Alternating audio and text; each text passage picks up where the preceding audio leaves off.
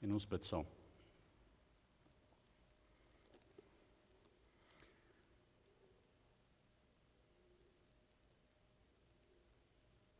Here, U is barmhartig en genadig. U is geduldig. En die troue liefde by U is in oorvloed. Here, U vergewe ons oortredinge. U behandel ons nie soos wat ons verdien, Here. So hoog soos wat die hemel bo die aarde is, so hoog is U troue liefde behoor die wat vir U ontzag het. So ver as wat die ooste verwyder is van die weste, Here, so ver verwyder U ons oortredinge van ons. Soos 'n vader hom ontferm oor die kinders, so ontferm U oor die wat vir U ontzag het. U weet waarvan ons gemaak is. U hou in gedagte dat ons net stof is. En ons lewensdae is maar soos die van gras. As die wind daaroor waai, dan is dit sommer weg. Maar Here, U troue liefde is van altyd af en vir ewig oor die wat vir U ontzag het. Amen.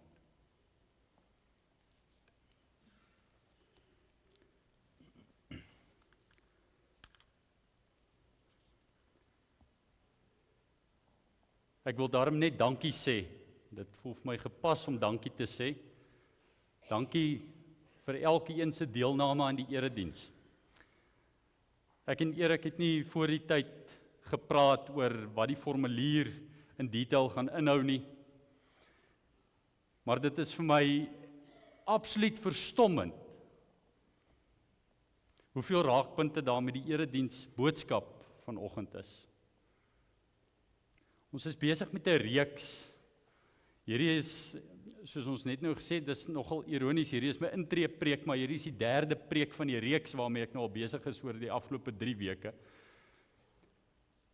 Maar ons het, by die eerste week, het ons stil gestaan by koninkryk. Ons is burgers van die hemelse koninkryk.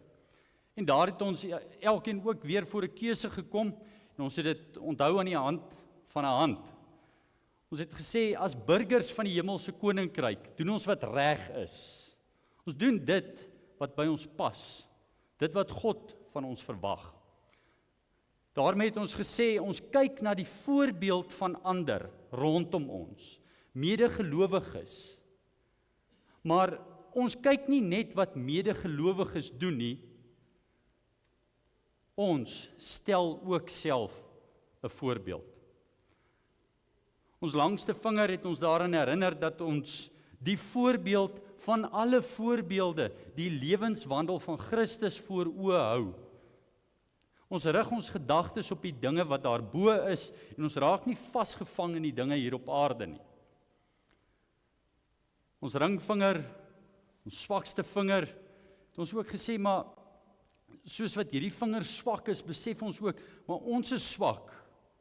En ons moet beklei en ons moet stry teen die dinge van die vlees, en so vinnig daaraan geraak, dis ook die vinger waar jy jou ring opsit as jy getroud is, en jy moet waak teen die begeertes van hierdie wêreld, die begeertes van die vlees. Jou pinkie, jou kleinste vingertjie, dat jy onthou, jy doen niks uit eie krag nie. En jy staan voor die keuse of jy met 'n gebalde vuis teen God gaan staan en sê nee, ek onderwerp my nie aan u gesag nie, of jou hand oopmaak en daardie 5 punte so onthou as deel van jou burgerskap in die koninkryk. Die week daarna het ons gesê, maar ons is nie net burgers in die koninkryk nie, ons is medewerkers in die kerk. Die 4 gebare wat ons daarmee geassosieer het, is woordverkondiging, skriflesing, die woord van God, dit wat hy van jou vereis, dit wat van die gemeente vereis word, is om die woord te bestudeer. Saam te bid, gebed, met God te praat, vir mense in te tree by God, vir mekaar te bid. Die derde een was fellowship, saam wees, saam doen, daai saam gedagte. Om te sê, maar ons as gemeente het fellowship met mekaar. En laaste was diens. Hoe kan ek vir jou iets beteken? Hoe kan ek jou dien? Hoe kan ek jou ondersteun? Hoe kan ons dit vir mekaar doen? Vanoggend se erediens is nou die laaste een in die reeks van 3. Ons het gehad koninkryk, kerk, en ons is vandag by die huis, waar ons behoort. Die koninkryk, en die kerk, en die huis, burgers van die koninkryk, medewerkers in die kerk, en lede van die huisgesin.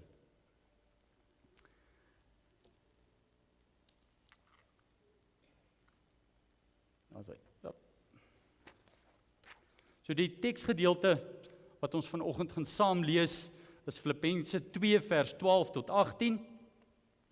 En terwyl julle daartoe blaai so lank,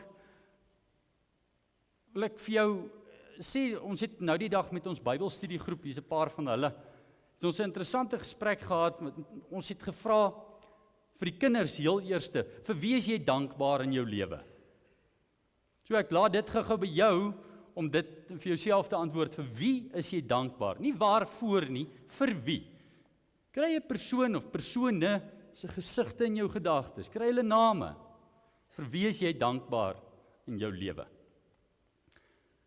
Die meerderheid van antwoorde begin by familie, my gesin. Die kinders deur die bank, pa en ma. En daar was ook oupa en ouma, boetie en sussie, daarom ook daar ingesluip by party van die kinders. Maats, juffrouens, julle moenie julle rol in kinders se lewens onderskat nie. Waarvoor is jy dankbaar? Vir wie is jy dankbaar? Dis mense met wie jy verhoudings het, mense rondom jou. Paulus begin die gedeelte, of begin die Filippense brief ook, met sy dankbaarheid, en hy sê, ek dank my God elke keer wanneer ek aan julle dink, altyd in elke gebed van my vir julle almal bid ek met blydskap oor julle deelname aan die evangelie van die eerste dag af tot nou, juis hiervan oortuig dat hy wat 'n goeie werk in julle begin het, dis God, dit sal voltooi tot op die dag van Christus Jesus. Die dag van Christus Jesus kan ons net nou weer raak lees. Dit sê die wederkoms. Die dag wanneer almal en alles wat in Christus is geopenbaar sal word, die wederkoms. Nuwe hemel, nuwe aarde.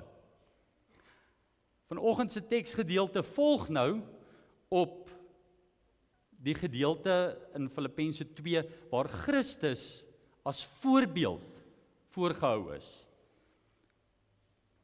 Ons word daarop gerig dat ons Christus se denke in ons moet hê. Wat was dit? Jy het gesien, die voorbeelde wat Paulus daar genoem het, onselfsugtig, nederig, dienend en gehoorsaam. Met dit kom ons lees saam.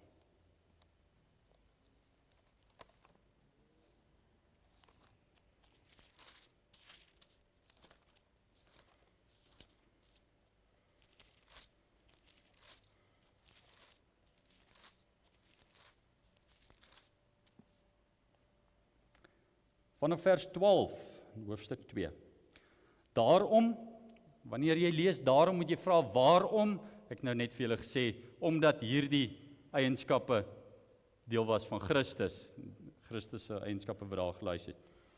Daarom, my geliefdes, soos julle altyd gehoorsaam was, nie net in my teenwoordigheid nie, maar nou ook nog veel meer in my afwesigheid.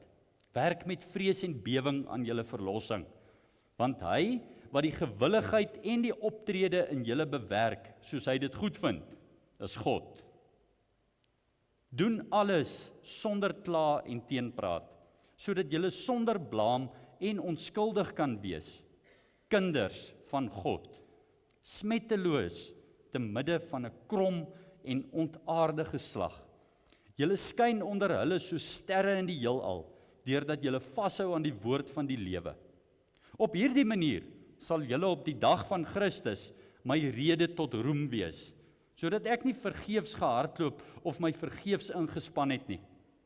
Maar al word ek ook as drankoffer uitgegiet oor die offer en bediening van julle geloof, verbly ek my en verbly ek my saam met julle almal. Verbly julle ook so, ja, verbly julle saam met my. Tot sover lees ons dit, is die woord van die Here.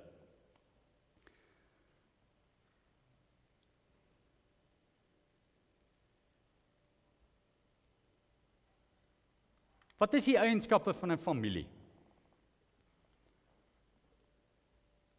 Daar is dalk goed wat sigbaar en identifiseerbaar is. Dis dinge wat pas. Miskien is dit gelaatstrekke.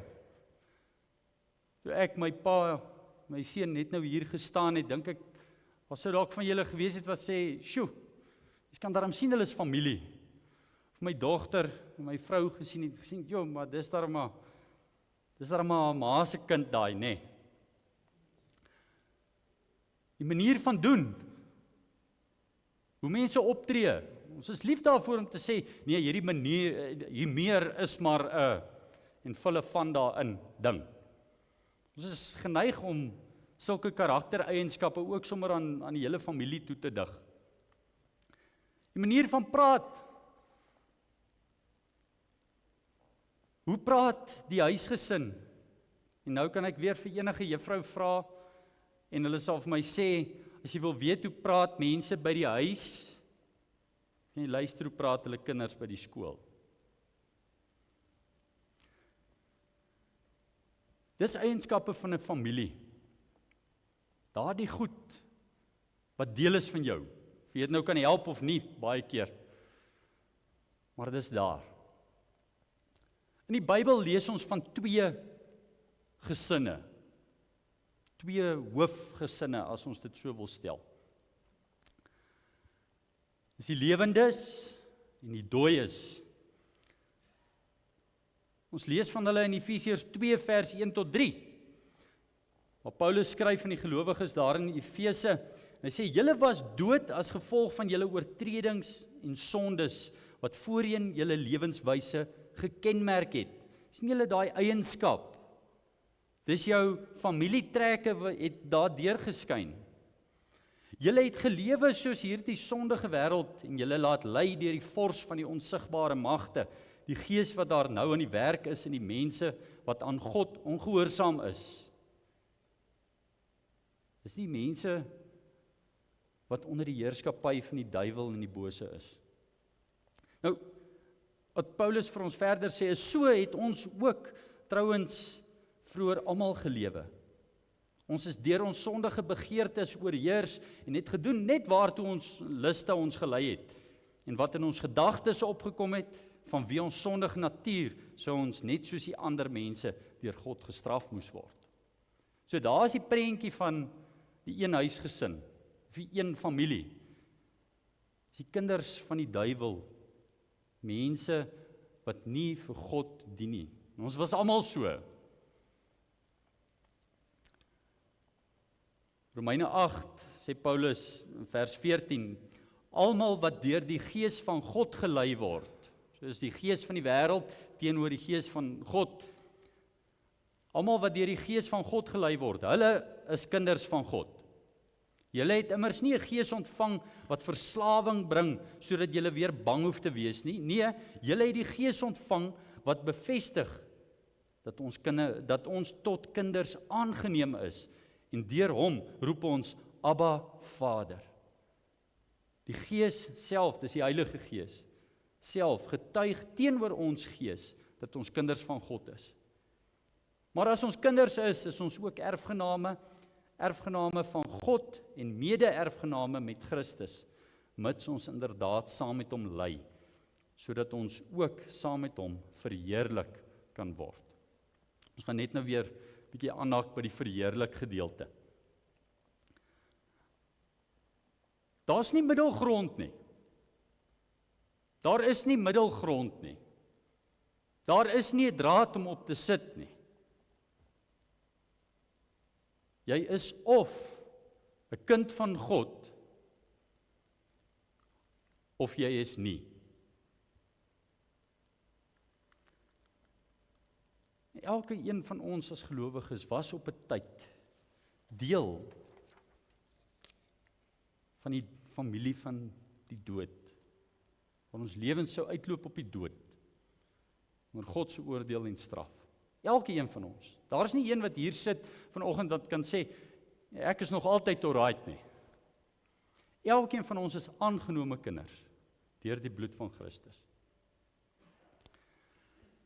Nou, woorde waarin ek dink, wanneer ek dink aan 'n huisgesin, of dalk breëre familie, is saam. Saam lag. Saam wees. Saam groei. Saam verlang. Mekaar mis. Saam uitsien. Saam hartseer wees. Om hierdie saam te kan doen, het jy verhoudings nodig. Dit alles geskied in verhouding. Verhouding met mekaar. Ons gee af op mekaar. Ons ken mekaar. Kyk, ons huisgesinne en ons families sien ons in die rouste vorm van wie ons is. Naas God ken ons huisgesinne, dink ek, ons die heel beste. Dit is my kinders wat weet hoe gefrustreerd ek raak met party goed. Dis my vrou wat weet hoe gefrustreerd ek raak met party goed. Wanneer raak ek moeg? Soos dit vir almal van ons. Maar deel van daardie verhoudings leer ons mekaar ken. En ons help mekaar. Ons vergewe mekaar. Ons is lief vir mekaar, nee. Ek hoop so. Maar wanneer ek ook aan families en gesinne dink, dan dink ek ook onwillekeurig daaraan, dat daar soveel stikkende gesinne en families is. Mense wat nie die vreugde het van 'n gesin wat gesond is, van 'n gesin wat die beeld van die goddelike gesin uitdra nie. Gebroke families. Daar's baie gebroke families in hierdie wêreld. Maar die evangelie kom sê vir ons juis, daar is hoop. En die hoop lê nie daarin dat alles nou gaan regkom en dadelik reg gaan wees nie, maar dat ons kan deel wees van 'n familie, 'n goddelike familie, wat ons toekomsverwagting het op dit wat kom. En die wete dat hierdie wat hier is, nie al is wat daar is nie. Dit wat ons nou kan sien, gaan alles eendag nuut gemaak word.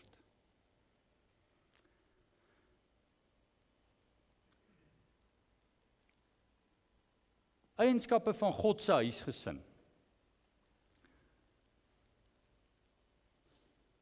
Die woord saam staan steeds daarso. Saam in die eerste plek met God, in die tweede plek saam met mekaar.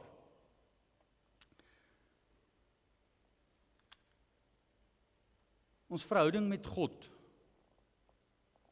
is ononderhandelbaar. As jy in God se huisgesin is, kan jy nie anders as om 'n verhouding met hom te hê nie. Romeine 8 vers 14 sê almal wat deur die Gees van God gelei word, hulle is kinders van God. Die Gees van God lei jou. Leef die Heilige Gees in jou hart? Glo jy, vertrou jy op die Here vir leiding, op jou vrae, op jou antwoorde, op jou besluite? Of is jy deel van geloof, of eerder is jy deel van 'n godsdiens, waar jy darm Sondag kerk toe kom? Ek vat my oupa het dit gedoen, my pa het dit gedoen, ons doen dit al ons generasies heen. Ons gaan kerk toe en ons gee darm 'n geldjie en ons is betrokke en ons is darm nie slegte mense, maar Kevin de Young sê dit eintlik baie goed in sy boek The Good News We Almost Forgot. Dan sê hy, ek lees die hele gedeelte. Are we not just as likely to feel saved because our parents are godly, or our grandparents went to church every Sunday, or because we went to church when we were kids 20 years ago? But never forget, God has no grandchildren. We must each stand before Him with faith that is our own. Trusting in upbringing or parental involvement is looking for salvation and security in saints and not in Christ. Jy moet nie dink omdat jou oupa die Here gedien het, omdat jou pa die Here gedien het, omdat jou ouers die Here gedien het, of omdat jy dalk by die kerk is jy gered nie. Dis nie basis van jou redding nie. Basis van jou redding is Christus en wat hy gedoen het. So elkeen van ons as deel van God se huisgesin het 'n verhouding met die lewende God.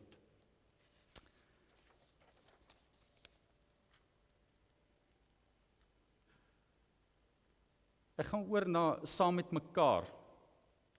Miskien is dit ook goed om op hierdie punt te sê dat hierdie verseker nie al die punte is waaroor ek kan praat vanoggend oor familie nie. Nie eers amper nie. Maar in die hand van die teks, het die teks gelei oor die onderwerpe wat ons wel op die skerm sien en waaroor ek vanoggend gesels. Saam met mekaar is daar ten minste 4 hoofgoed wat aan die hand van die teks uitkom. Dis gehoorsaamheid aan God. Saam met mekaar is ons gehoorsaam aan God. En voor jy nou wil dink, hier is 'n wettiese aspek daaraan, moet ons nie Jesus se woorde in Lukas 8 vers 19 tot 21 vergeet nie. Waar Jesus se moeder en broers het na hom gekom, maar as gevolg van die skare kon hulle hom nie bereik nie. Iemand sê toe vir hom, "U moeder en broers staan buite en wil u graag sien." Maar Jesus antwoord hulle, "Wie na die woord van God luister en dit gehoorsaam, hulle is my moeder en my broers. Dis my familie," sê Jesus. Gehoorsaamheid is onlosmaaklik deel daarvan. Dit is wat ons saam met mekaar voor God is. Dis nie 'n stel reëls nie. Dis 'n verhouding. Dit is mos vir jou lekker om vir iemand vir wie jy lief is, gelukkig te sien. Ek gebruik altyd die voorbeeld van ons wasgoedmandjie in die badkamer. Ek weet, my vrou gaan nog steeds lief wees vir my as my sokkies net so ver langs die mandjie lê en nie so ver binne in die mandjie nie. Maar ek sorg dat my sokkies binne in die mandjie is. Is dit 'n reël? Ja, as jy nou 'n reël wil skryf, dan kan jy seker 'n reël daarvoor loop skryf, maar dit gaan daaroor dat ek is lief vir my vrou. Daarom wil ek haar ook so gelukkig hê en daarom doen ek dit uit liefde. So, moet nou nie 'n klomp reëls koppel aan gehoorsaamheid aan God nie. Daai gehoorsaamheid spruit uit jou verhouding met God. Hoekom doen ons dit? Om God te verheerlik. Efesiërs 2 vers 10. Ons is immer sy maaksel, geskep in Christus Jesus om goeie werke wat God voorberei het te doen en daarvolgens te leef. Dis hoekom. Verheerlik ons vir God in ons lewens uit ons gehoorsaamheid uit.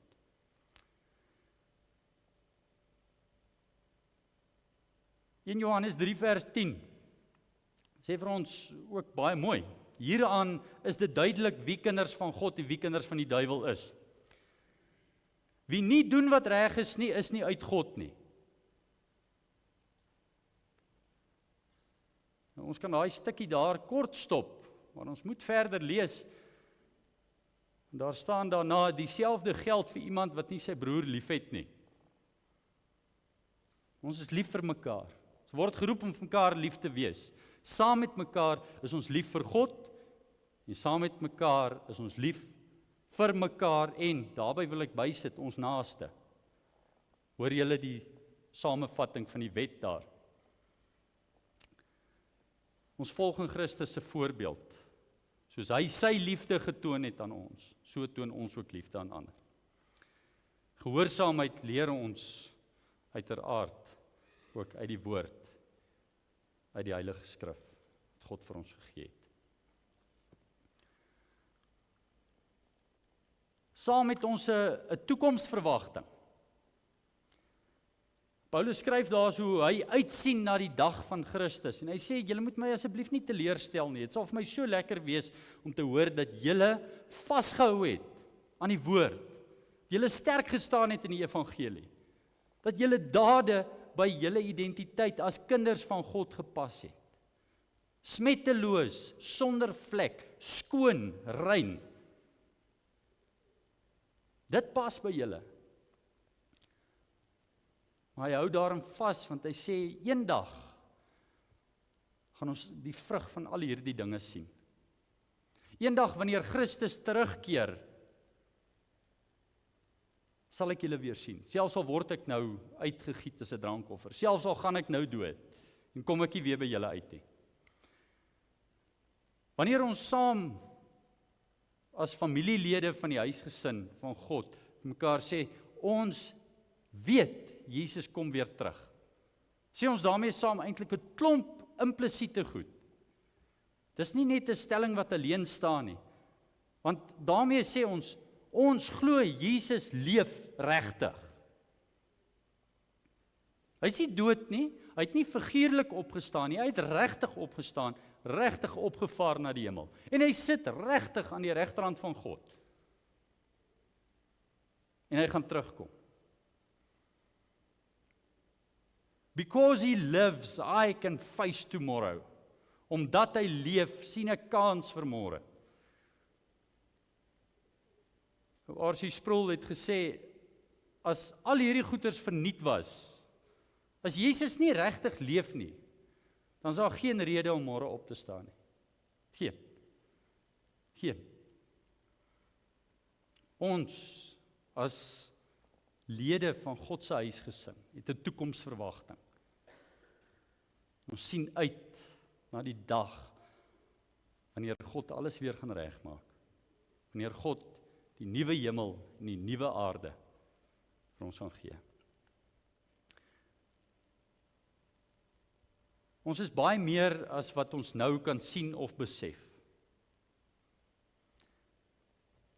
In Johannes 3 vers 2 sê, geliefdes, nou is ons kinders van God, maar dit is nog nie geopenbaar wat ons sal wees nie. Wat ons weet is dat wanneer hy verskyn, ons soos hy sal wees. Omdat ons hom sal sien soos hy is. Ons gaan soos Christus wees. Dis die belofte wat hier vir ons gegee word, dat ons nuut gemaak gaan word. Jy gaan anders wees. C.S. Lewis sê in 1941 skryf hy 'n boekie, The Weight of Glory. Hy skryf daar is nie gewone mense nie. Jy het nog nooit met 'n blote sterfling gepraat nie.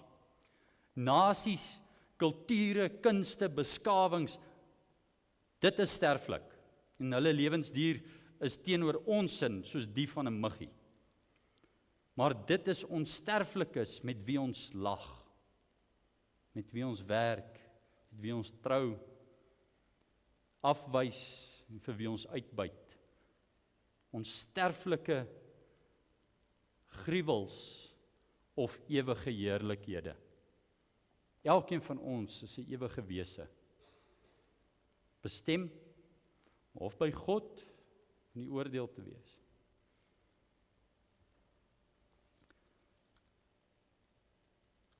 Saam is ons bly. Paulus sê daar, selfs ten spyte van die moeilikste van omstandighede, is hy bly. En hy nooi sy familie, die gelowiges uit om saam met hom bly te wees. En dis omdat ons die toekomsverwagting het wat ons kan bly wees. Dat ons weet, selfs al gaan dit baie swaar, selfs al gaan dit baie moeilik, baie uitdagend, weet ons, die Here is by ons. Ons is nie alleen nie. En ons sien met 'n toekomsverwagting uit na wat kom. Ons is bly. En laastens, kommunikasie is deel van verhoudings. Die disippels vra vir Jesus, hoe moet ons bid? Hoe moet ons met God praat? Hoe moet ons met hom kommunikeer? En Jesus antwoord hulle, so moet julle bid, en sê, ons Vader. Ons Vader.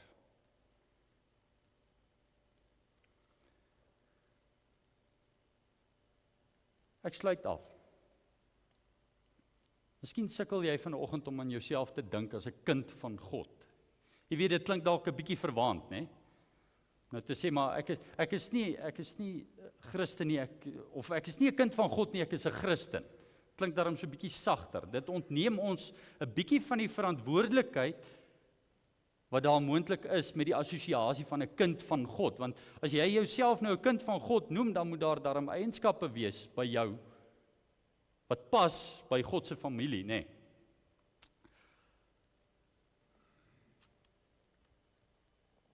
Dis waar geloof inkom. Galasiërs 3 vers 26, want deur die geloof is julle almal kinders van God in Christus Jesus. 1 Johannes 3 vers 1, kyk watter groot liefde die Vader aan ons bewys het, dat ons kinders van God genoem kan word. En dit is ons ook. Om hierdie rede ken die wêreld ons nie, omdat hulle hom nie leer ken het nie. As jy vir God leer ken, dan getuig die Heilige Gees in jou gees dat jy 'n kind van God is. Wat is geloof? Is dit net iets, ja, ek glo dit kan dalk gebeur. En daar glo en dalk is daar so in dieselfde sinnetjie in. Nee. Hebreërs 11 vers 1 sê, om te glo is om seker te wees van die dinge wat ons hoop. Om oortuig te wees van die dinge wat ons nie kan sien nie. Seker te wees. Daardie sekerheid kom deur die Heilige Gees se werking in jou.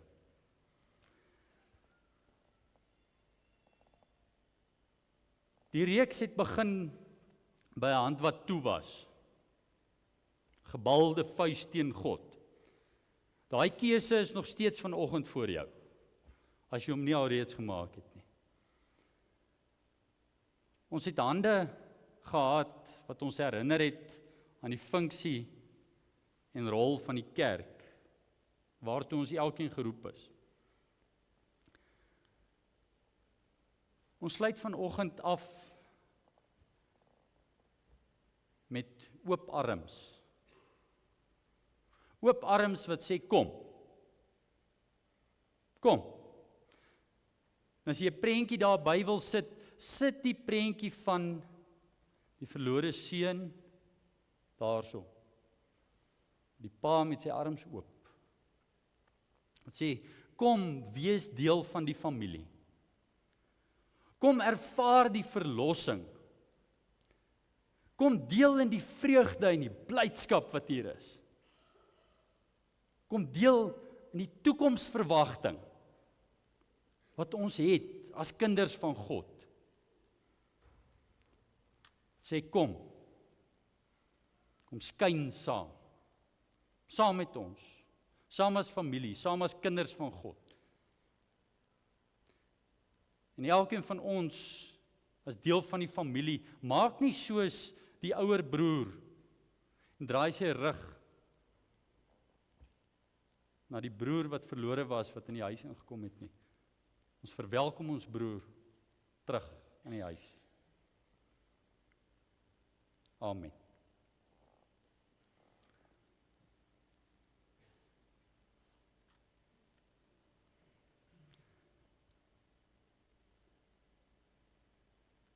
Ons Vader wat in die hemel is, ons dankie dat U ons deel maak van U familie.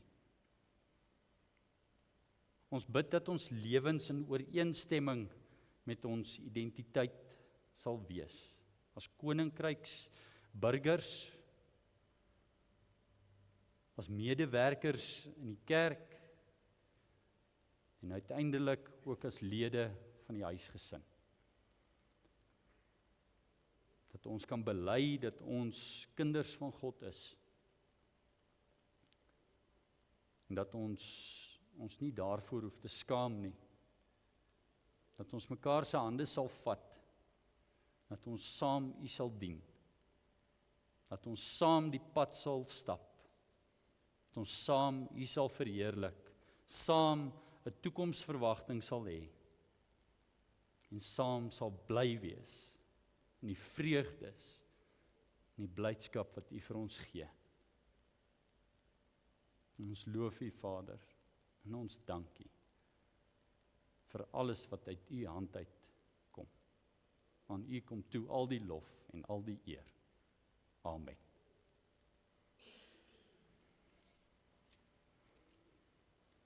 Daar is nou geleentheid vir die dankoffers.